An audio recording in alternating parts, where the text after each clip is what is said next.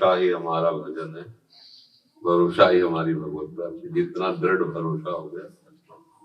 अंतिम समय श्री सूरदास जी से प्रश्न किया था रसिकजनों ने कि आपने कभी अपने गुरुदेव की महिमा नहीं गाई?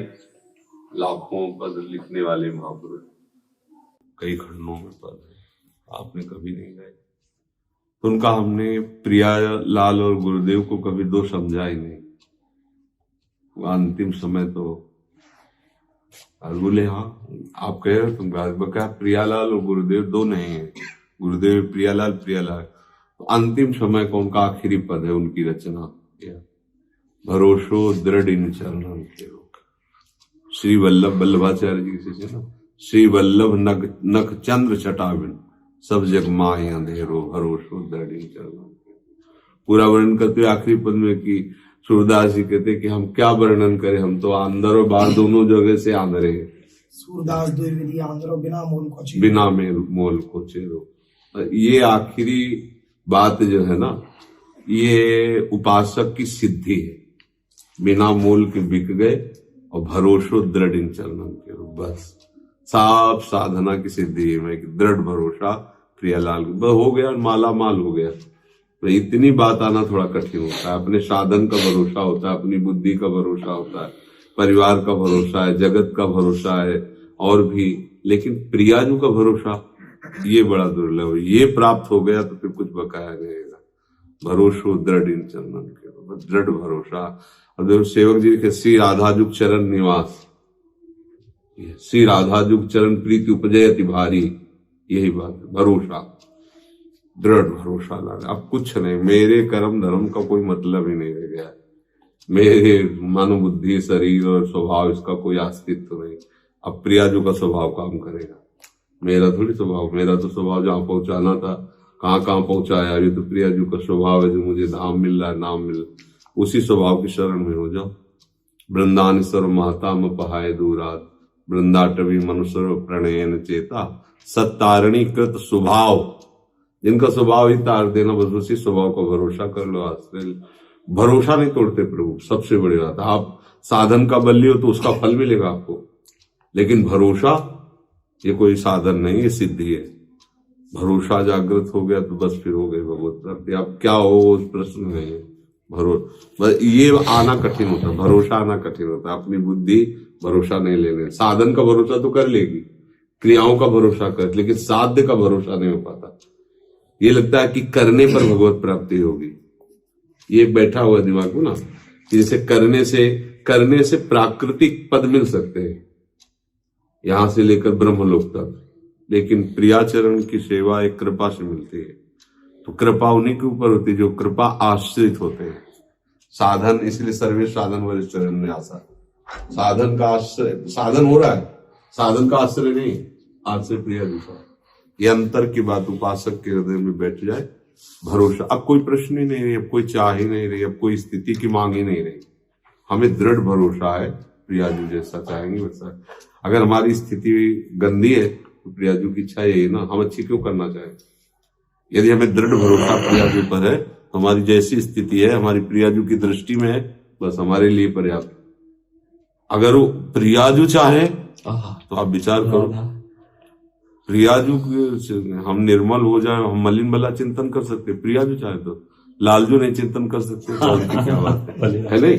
तो अब हमारी जैसी स्थिति, हमको इस बात में संतोष करना चाहिए कि हम प्रियाजू के हैं। अब हमारे बनाए तो बनेगी नहीं, हमने सब कुछ प्रियाजू को दे दिया, बस अब प्रियाजू जाने। अन्य आश्रय उसी से पाप होते हैं, अन्य आश्रय से नाना प्रकार के दोष होते हैं। शरीर का आश्रय, इंद्रियों का आश्रय, भोगों का आश्रय। जब प्रियाजू का आश्रय है तो बहुत जोर का बल है, बहुत जोर का आश्रय, वो सब ठीक हो जाएगा सब। पर ये आश्रय में टिके रहना, जैसे आप सुन रहे तो लग रहा है बढ़िया है, पर टिके रहना, इस पे आखिरी दम तक टिके रहना। शरणागति का जिसे हम कभी वर्णन करते हैं, तो बस शरण के ऊपर पूरे आश्रित हो गए, हम यंत्र हो गए बस। अब तो कुछ नहीं, अब जो होगा सो उन्हीं से होगा। बार बार हमको वहीं समर्पित रहना है, वहीं आश्रित रहना। वो एक बार मतलब हलचल होती है, और जब आप दृढ़ हो जाओगे फिर खत्म। जब भगवत प्राप्ति है, डर तब लगे कि हम अगर अंतिम में स्मरण न किए तो पता नहीं हमारी स्थिति अंतिम में विषय की हो तो अपनी स्थिति के भरोसे में है क्या, हम तो श्री जी के भरोसे है ना। तो उस समय श्री जी जाने, बस भरोसा कर लो, इसमें फाइनल की जरूरत नहीं है अपने को कि हम भरोसा कर रहे हैं तो हमारा क्या हो रहा है, हमने को देखने को तो भी मिले, क्यों देखने को मिले, वो जैसा चाहे वैसा है। आप ना आना चाहो कभी मत आना, अपने भरोसे से बात बनती है ना, अपने भरोसे से। हमारी भरोसे को श्री जी स्वीकार करे कि ना स्वीकार करे हमें से कोई मतलब नहीं है। भाई संत है, गुरुजन है, शास्त्र है, सब कह रहे हैं, हम भरोसा ले लिया हो गया। और प्रभु भरोसे को नहीं तोड़ते, कभी नहीं तोड़ते। हम बिल्कुल आश्चर्य की बात कह रहे हैं, हम खूब सोचते थे कि हमारी दुर्गति होगी, क्योंकि ऐसी परिस्थिति, इतना राजरोग भयानक। अब ये हम ये सोचा भी, हमारी सोच ही नहीं थी। हमारी मतलब सोच में जैसे होता है ना कि गरीब आदमी हेलीकॉप्टर को खरीदने की सोच ही नहीं सकता। हमारी सोच, ये हमारी सोच नहीं, हमारी प्रिया जी की सोच है, उनकी व्यवस्था। सब एक एक चीज, एक एक चीज, एक एक क्रिया, एक एक बात, एक एक चेष्टा में उनकी केवल कृपा ही कृपा दिखाई दे रही। ये देखो ये सब कृपा का फल, ये सब कृपा का है। वो कृपा पहले भी थी, ऐसा नहीं कि पहले नहीं थी, पर हम अपनी साधना के आश्रित थे, इसलिए हमको समझ में नहीं आ रहा था। जब साधना के अहंकार को चूर किया गया कि हम ना आसन में बैठ सकते हैं, ना हमसे कुछ हो सकता है, तब राख हुआ जो कुछ था। भाई शरणागत तो बचपन से ही थे ना, किसी भी भगवान के नाम रूप में शरणागत तो उसी तत्व के थे ना, आश्रित तो थे ही ना बचपन से। पर कमी क्या थी कि आश्रित होते हुए भी अन्य आश्रय था, साधना का था, व्रतों का था, नियमों का था, अपनी तपस्या का था, अपने अहंकार का था। और जब कृपा उस समय भी थी, पर अब जब उन सब पर प्रहार कर दिया गया तो लगा अब तो कुछ नहीं, तब सच्ची शरणागति हुई। अब तो जीवन गया। इतना उत्तम चांस से मिला ब्राह्मण के घर में जन्म, बचपन से भगवत मार्ग में, और अभी वो बात नहीं बनी जो बनना चाहिए। बस एकदम असहाय, एकदम। वो तो अंतर की प्रभु ही जानते हैं। चिल्ला चिल्ला के कमरे में रोना था क्योंकि कोई है नहीं, कोई मतलब। वो जो आत्मीयता प्रभु से प्रकट हुई, इस परिस्थिति ने पैदा कर दी आत्मीयता। नहीं तो मतलब साधन पर आत्मीयता हो सकती है, साध्य पर आत्मीयता होना बहुत कठिन होता है। साधन पे तो खूब, क्योंकि उसमें अहंकार को सुख मिलता है ना, बताने में भी सुख मिलता है। लेकिन साध्य की प्रियता को आप क्या बता सकते हो? लड़खड़ा जाओगे, चुप हो जाओगे, एक की कृपा है। और साधन की प्रिय 2 बजे उठता हूँ, ऐसा करता हूँ, ये परिक्रमा करता हूँ, वो करता हूँ, सभी हो जाएगा। तो आश्रय किसका है? चेष्टाओं का है ना, क्रियाओं। ये सब कहां से हो रही है? स्थूल सूक्ष्म कारक ये इनका। तो बस साधक बहुत कुछ इसमें अर्जा रहता है, शरणागति नहीं हो पाती पूर्ण रूप से। पूर्ण शरणागति तो जैसे नहीं कहा अजात पक्षायु मातरम खगा, उसको पंखा ही नहीं तो क्या करे? वो है, ये है आश्रय। पंखा ही नहीं भैया, चे भर कर सकता है घोसला में बैठे।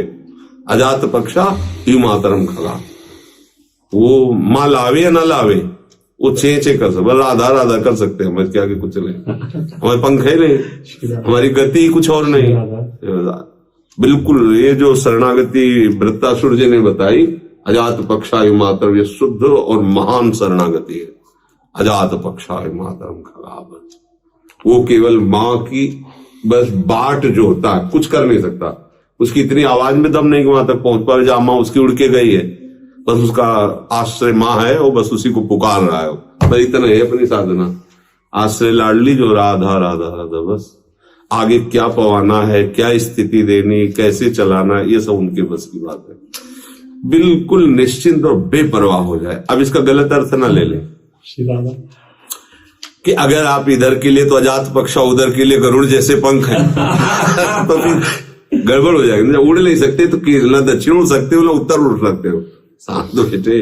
तो अपने लोग तो इसमें हो जाते ब्याज भरोसे कुंवर के भजन मार्ग में, और कुमार्गामी प्रवृत्तियों के लिए हम बलवान बन जाते थे। ये थोड़ा विचार करना। और कुमार्गामी वृत्तियां तभी बढ़ती जब हम आश्रय कमजोर होता है। आश्रय कुछ अच्छा नहीं लगता, मतलब क्या है। कभी ऐसा हुआ भी तो इतना पश्चाताप, इतनी ग्लानि होगी कि आप आगे कदम नहीं रख पाओगे कुमार्ग में। और धीरे धीरे धीरे धीरे आपको इतना घृणा नफरत हो जाएगी अपनी उस वृत्ति से, मतलब आप बाहर एकांत में, छी कैसा यार गंदा मन है, बार बार ऐसा धिक्कार उसको देगा, छी कैसे आचरण करा रहा है, कैसे बताओ प्रिया जो होके भी कैसे आचरण करा। वो अपने आप, ये सब वहीं से प्रोसेस शुरू है। नहीं, लोग गंदा करके ऐसे करते हैं, कोई नहीं जान पाया, और बड़ा गर्व करके अपने मित्रों से बताते, बता उसको फंसा लिया, ऐसा कर लिया, वैसा कर लिया, इतनी बेईमानी कर ली, इतनी चोरी कर ली। लेकिन उपासक से हो सकता है संस्कारवश गलती, और वो जलेगा बार बार उसके अंदर के, उसको लगेगा कि सब जान जाए मैं कितना गंदा हूं, जो असली उपासक है कि सब लोग धोखे में ना रहे, मैं बहुत नीच हूं, मैं बहुत अधम, अंदर ग्लानि, बस ये ग्लानि आती ही उसके सब अशुभ नष्ट होने लगते हैं और ऊपर उठने लगता है। तो भगवद आश्रित रहो, हमारी भगवत है प्रिया जी, बस मुकेश मिश्रा जी, श्री हरिवंश, राधे श्याम महाराज जी, आपके चरणों में कोटि कोटि प्रणाम। गुरुदेव, आपकी हेतु कृपा से इस दास का जीवन निर्वाह हो रहा है। नित्य सत्संग से आपके द्वारा शासन इस दास पर रहता है। महाराज जी, आगे भी ऐसा शासन बनाए रखिएगा। गुरु का शासन होता है उनके वचन, अगर उनके वचनों के अनुसार चलोगे तो आपको दिखाई देगा गुरुदेव हृदय में ही बैठे हैं। अगर आप जरा भी वचन के विपरीत चलेंगे तो हृदय में जलन पैदा हो जाएगी। यही गुरु का शासन है। उस जलन को मिटाने के लिए उनकी आज्ञा पे चलना अनिवार्य। संत सदगुरुदेव शास्त्र की आज्ञा सच्चिदानंद सुख के लिए है। जिस समय आपका निश्चय हो जाएगा कि इसी जन्म में भगवत साक्षात्कार करना चाहता हूँ, फिर आपको कोई नहीं रोक सकता। आप चल, आपका लक्ष्य अगर नहीं है तो विषय सुख मिलने पर आप रुक जाएंगे। जैसे हनुमान जी महाराज का लक्ष्य हुआ कि सीता की खोज करनी है, तो इतना लंबा समुद्र जिसको पार करना बड़ा ही कठिन और बड़ा विघ्नमय, बीच में मैनाक पर्वत प्रकट होता है और कहता कुछ क्षण विश्राम कर लो। तो उनका राम काज बीन्हे कीन्हे बिनु मोहि कहाँ विश्राम। ऐसे ही उपासक को होता है। ये संसार में ऐसी ऐसी मनोमोहक वाटिकाएं हैं, स्त्री संग, पुरुष संग, नाना प्रकार की भोग वासनाएं, जो जब परमार्थ पे चलता है तो उसके सामने फेंका जाता है। अगर उनमें वो सुखानुभूत करने के लिए कूद पड़ा तो गया, वो भगवत प्राप्ति का अधिकारी नहीं रह जाता। और जो एक लक्ष्य लेकर के भगवत मार्ग में चलता है, चाहे गृहस्थ हो चाहे विरक्त हो, वो भगवान का निज जन है, भगवान का अंश है, निश्चित भगवान को प्राप्त कर लेता है। और गुरु का, ईश्वर का शासन तो हर समय उसी के ऊपर अनुभव में आएगा जो उनकी आज्ञा का पालन कर रहा है। नहीं तो कहाँ गुरु मंत्र लिया मनमानी। गुरु बनाना सहज है लेकिन गुरु की मानना कठिन है। गुरु बनाने से भगवत प्राप्ति नहीं होती, गुरु की मानने से होती। गुरु की मान लो, गुरु को मान लो, गुरु की मान लो, काम हो गया। लाखों लोग गुरु बना लेते, उससे काम थोड़ी चलता है। मनमानी आचरण कर रहे हो, क्या गुरु बनाया? गुरु की बात मान लो तो एक बात से भगवत प्राप्ति हो जाएगी। एक बात में सब कुछ बात आ जाएगा, जितना ज्ञान है सब आ जाएगा। अपने लोग क्या करते हैं कि गुरु तो बना लेते हैं लेकिन मानते नहीं उनकी एक भी बात। तो अपने को चाहिए कि अगर हम एक कदम आगे बढ़ेंगे तो एक कदम का रास्ता तो दिख जाएगा ना अगला। अब अपने लोग तो खड़े खड़े बात करते हैं ब्रह्म ज्ञान की, और स्थिति हमारी एक साधारण से भी साधक की नहीं है। इसलिए हमें चाहिए कि हमारा कदम अध्यात्म में बढ़े तो आगे का मार्ग खुद हमको समझ में आ जाएगा। जी। सुमित अग्रवाल जी, बैठ। गुरु महाराज जी, आपके चरणों में अनंत कोटि प्रणाम। गुरु महाराज जी, आपसे निवेदन है कि आप कृपा करके आशीर्वाद प्रदान कीजिए कि राधा वल्लभ श्री हरिवंश मुझ पर प्रसन्न होकर अपने साक्षात दर्शन प्रदान करें, अपनी अखंड भक्ति प्रदान करें। पहले आप कृपा करो और नाम जब शुरू करो ना, कोई भी श्वास खाली न जाए। राधा वल्लभ श्री हरिवंश, राधा वल्लभ श्री हरिवंश, फिर आगे वाली बात तुम्हें समझ में आ जाएगी। हमारी बात इतनी मान लो आप। आशीर्वाद का मतलब अगर आप सेव संतरा से समझते हो तो मंगवाएं, हम रखे होंगे। और अगर आप संतों के आशीष उनके वचन होते हैं, तो अगर वचन रूपी आशीर्वाद, तो इससे कुछ भी दुर्लभ नहीं है। बस आप अपनी जिह्वा पे बसा लीजिए राधा वल्लभ श्री हरिवंश, तो नेत्रों में वो अपने आप आ जाएंगे। जैसे डोरी पकड़ लो, खींचते रहो तो पतंग अपने आप नजदीक आ जाएगी। नाम रूपी डोरी से खींचो तो परमात्मा अपने आप आ जाएगा। राधा वल्लभ श्री हरिवंश, राधा वल्लभ श्री। माया, जय जय श्री हरिवंश। गुरुदेव, आपके चरणों में दंडवत प्रणाम। गुरुदेव, ऐसा क्या करें कि इस संसार में आना ना पड़े फिर से? संसार के स्वामी में किसका प्रश्न है? हाँ, संसार के स्वामी में तन्मय हो जाओ, प्रभु में तन्मय हो जाओ, उनकी याद में, उनकी चिंतन में डूबी रहो। जब तक संसार का चिंतन होगा तो आना जाना पड़ेगा, और संसार का चिंतन हटा, अनन्य चेता सततम यो माम स्मरति नित्यशः तस्याहम सुलभा पार्थ नित्य युक्तस्य योगिनः, जो मेरा अनन्य भाव से चिंतन करता रहता है मैं उसको सुलभ हो जाता हूँ, मैं उसे प्राप्त हो जाता हूँ। और भगवत प्राप्त होने पर फिर संसार में नहीं आना पड़ता। नहीं तो पुनरपि जननम पुनरपि मरणम पुनरपि जननी जठरे शयनम, ये सब चक्र चलता रहेगा। इतना भजन करो कि प्रभु इतने प्यारे लगने लगे कि हृदय में कुछ और अच्छा ही ना लगे, बस ये लगे कब देखूं, कब उनको नेत्र भर, कब उनको हृदय से लगाऊं, कब वो मुझसे बात करें। वो करेंगे। जैसे देखो, अब अपने जैसे गांव में रहते हैं, किसी से कोई परिचय नहीं, उससे कोई राष्ट्रपति है, यहाँ का भारत का एक राष्ट्रपति है, एक प्रधानमंत्री, एक राजा है, तो उसको लगेगा अत्यंत दुर्लभ है मिलना, हमारा परिचय नहीं, पता नहीं कैसे, कुछ परिचय नहीं, कुछ पता नहीं। आप पढ़े लिखे तो जान रहे हैं कि हाँ एक प्रधानमंत्री, एक राष्ट्रपति, एक मुख्यमंत्री होता, आप उसको जानते, और आप ऊंचे, तो आपको लगेगा कि मिलना कोई ज़्यादा दुर्लभ बात नहीं, लेकिन खास बात हो मिलने की और हम प्रयासरत हों तो हम राष्ट्रपति से मिल सकते हैं, मिल सकते हैं, आप प्रधानमंत्री से, क्योंकि आप नागरिक हैं देश के। ऐसे ही भगवान के अंश हैं, हम भगवान से मिल सकते हैं क्योंकि वो हमारे अंशी हैं, वो हमारे पिता हैं, वो हमारे स्वामी हैं। पर खास बात, भगवान से मिलना अंदर से चाहते हो, उस चाहत की बात है कि और सब चाहते मिटा दो, तो भगवान अपने आप आपको मिल जाएंगे। तो तभी जब भगवान मिल जाते तभी खेल खत्म हो जाता है। जैसे छुपा छुपी का खेल नहीं है, तो छुप गया, आप ढूंढो, पकड़ लिया तो खेल खत्म हो गया। अब वो छुपा हुआ है, जड़ चैतन्य में सब में छुपा, तुम में भी छुपा हुआ है। अब हम इतना संसार के चिंतन में रहते हैं कि उसे खोज नहीं पा रहे। यही खोज है, संत जन इसी की खोज की है। अपने में देखा, चराचर जगत में देखा, सब में देखा ना, सिय राम में सब जग जानी, जान गया, पहचान गया, खत्म हो गया, आवागमन से मुक्त हो गया, इस माया चक्र से मुक्त हो गया। ऐसा है। अनाया जी, अनाया जी, श्री हरिवंश महाराज जी। महाराज जी, अगले हफ्ते मैं 9 साल की हो जाऊंगी। महाराज जी, मैं ऐसा क्या करूं कि मैं आपकी प्यारी बन पाऊं? राधा राधा राधा राधा ऐसे रटा करो, ठीक है, राधा राधा बोलो।